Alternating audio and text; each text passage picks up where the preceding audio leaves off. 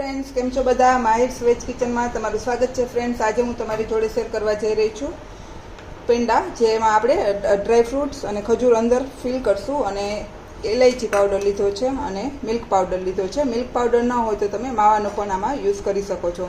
तो सौथी पहेला आपणे एक मिक्सी बाउल में आ बधा ड्राय फ्रूट ने पीसी लेशुं अधकचरा। अने जे आपणे खजूर लीधो छे आ स्टाइलनो ड्राय होय ए लेवानो छे अने एमां आपणे इलायची पण नाखी देशुं अने हवे आपणे आने अधकचરું पीसी लेशुं। आ रीतनी आपणे पेस्ट बनावी लेवानी छे अधकचरी अने हवे आपणे एने एक वासणमां काढी लेशुं अने आ काढी अने एमां आपणे अडधी चमची जेटલું ઘી એડ કરવાનું છે અને પછી આપણે સરસ હાથથી એને મિક્સ કરી લેવાનું છે। તમે જોઈ શકો છો એકદમ સરસ આવું આપણે જે લોટ બાંધતા હોય એવું થઈ જવું જોઈએ। તો આ રીતનું આપણું ફીલ છે રેડી થઈ ગયું છે। હવે આપણે એમાં નાના નાના બોલ વાળી લેવાના છે। તો આ રીતે આપણે નાના નાના બોલ વાળી અને બધા બોલને રેડી કરશું।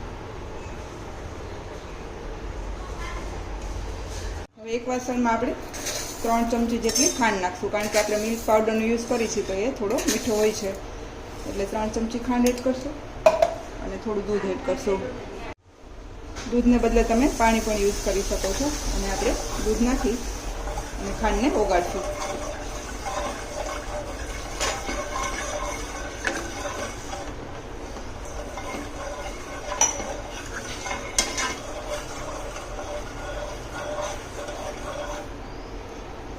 आ रीते थोड़ी खांड ओगळे એટલે આપણે મિલ્ક પાવડર એડ કરી દઈશું। હલાવતું જવાનું છે અને મિક્સ કરતું જવાનું છે અને આને આપણે જેવો આપણો માવો બનાવતા હોય એ રીતે જેવું બની જાય એ સ્ટાઈલનો આપણે બનાવશું। જરૂર લાગે તો આપણે દૂધ પણ આમાં એડ કરી શકીએ। એકદમ સરળ રીતે આ પેંડા ખૂબ જ સરસ અને અલગ રીતના લાગે છે, તો તમે ચોક્કસથી ટ્રાય કરજો। જ્યાં સુધી આ ઘટ થાય ત્યાં સુધી આપણે એને હલાવતા રહીશું। આ રીતે ઘટ થઈ જાય ત્યારે આપણે એકદમ ગેસ ધીમો રાખી અને હલાવવાનું છે, નહીંતર આ મિલ્ક પાવડર હોય છે થોડો ચોટી જશે। અને જેમ બને એમ નોનસ્ટિક વાસણ યુઝ કરવાનું અથવા જાડા તળિયાવાળું વાસણ લેવાનું।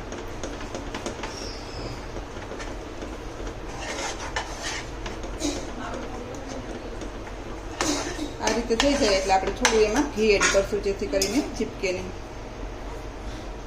ચમચી જેટલું ઘી એડ કરી દઈશું અને ફરી પાછું આપણે એને હલાવશું।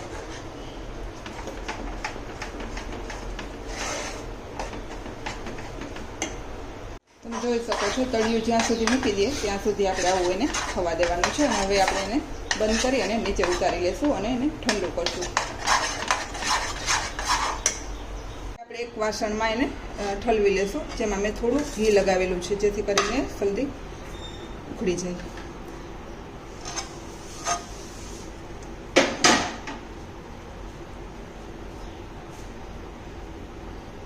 આ રીતે આપણે એક વાસણમાં લઈ અને થોડું એને ઘી લગાવી અને મસળી લેશું। હવે આપણે એના 2 પાર્ટ કરી લીધા છે। એક પાર્ટ આપણે વ્હાઈટ રાખશું અને એક પાર્ટમાં આપણે થોડો ફૂડ કલર ઓરેન્જ એડ કરશું। બસ ફક્ત આટલો જ આપણે એડ કરવાનો છે અને પાછું એને સરસ આપણે હલાવી અને કલરને મિક્સ કરી લેવાનો છે। હવે વ્હાઈટ ભાગના મેં બધા બોલ્સ બનાવી લીધા છે અને આને આપણે આના પેંડા બનાવવાના છે અને એ અલગ પેટર્નના કરવાના છે। રીતે મેં ઓરેન્જ કલરના બોલ્સ પણ તૈયાર કરી લીધા છે। હવે આપણે ઓરેન્જ કલરનો બોલ્સ છે એને આવી રીતેથી પ્રેસ કરી અને જે આપણે પેંડાનો શેપ આપતા હોય એ રીતે એને ફેલાવી અને પેંડાનો શેપ આપી દેવાનો છે।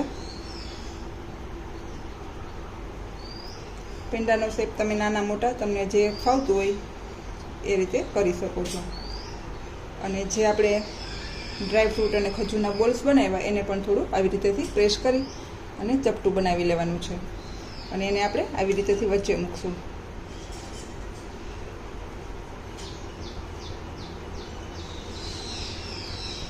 અને ફરી પાછું આપણું જે ઓરેન્જ બોલ્સ છે એને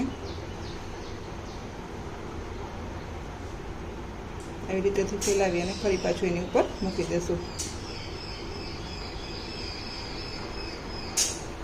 બારે આ સ્વીટ લેવા જાવ તો તમને હજારોમાં મળે કિલો, પણ આ થોડી મહેનત થશે પણ ખૂબ જ સરસ અને ઘરે બની જાય એવી આ સ્વીટ છે, તો ચોક્કસથી ટ્રાય કરજો।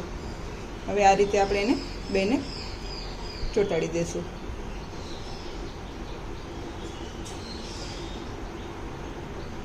અને ફરી પાછું મિલ્ક પાવડર, અથવા જો તમારી પાસે મિલ્ક પાવડર ન હોય તો તમે કોઈ પણ આપણે તપકીનો લોટ કે હોય એમાં આપણે રગદોળી દેવાનો, અને મિલ્ક પાવડર હોય તો મિલ્ક પાવડરને જ ઉપયોગ કરવાનો, એટલે જેથી કરીને આ આપણે હાથમાં છે એ ચોટે પણ નહીં, અને આ થોડું ડ્રાય થઈ જાય તો આપણે જે પેટર્ન બનાવી છે એ ખૂબ જ સરસ બને.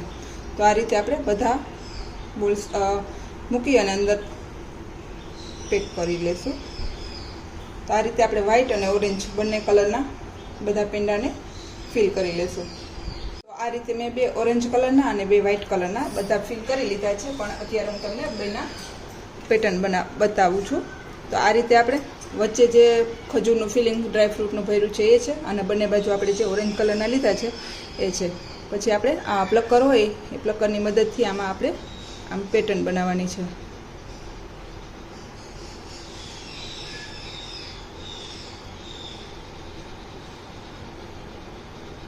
ખૂબ જ સરળ અને ખૂબ જ યુનિક એવી આ સ્વીટ છે. ચોક્કસથી તમે ટ્રાય કરજો અને ખૂબ જ ઝડપથી બની પણ જશે.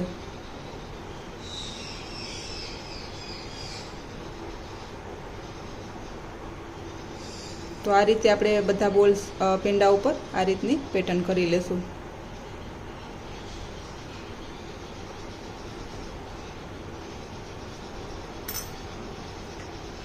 તો આ રીતે આપણે પેટર્ન બનાવી લીધી છે, અને હવે છે ને આપણે આને આમથી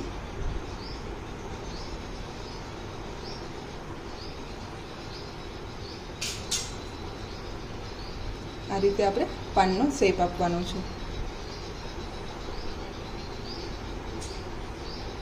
અને પછી આપણે આ રીતે અહીંયા બદામ મૂકવાની છે. આમાં તમે કોઈ પણ કલર યુઝ કરી શકશો, પણ અમારી પાસે અત્યારે એક જ કલર અવેલેબલ હતો એટલે મેં એક કલરનું બનાવ્યું છે.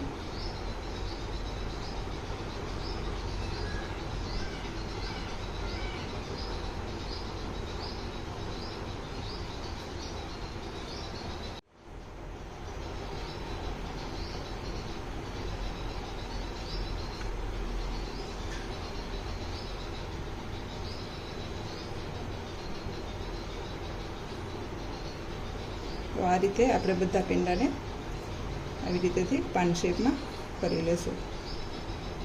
તો આપણે કલરફુલ જે આપણે ચોકલેટની જે આવે છે બોલ્સ એ પણ આમાં એડ કરશું. સિલ્વર બોલ્સ પણ તમે રાખી શકો છો. તો આ રીતે આપણે બધામાં એ રાખી દેવાનું છે. તો ફ્રેન્ડ્સ, તૈયાર છે મારા ફિલ કરેલા ડ્રાયફ્રૂટના પેંડા. જો તમને મારી આ રેસિપી પસંદ આવે તો લાઈક કરજો, શેર કરજો અને સબસ્ક્રાઈબ કરવાનું ભૂલતા નહીં. Thank you. બાય.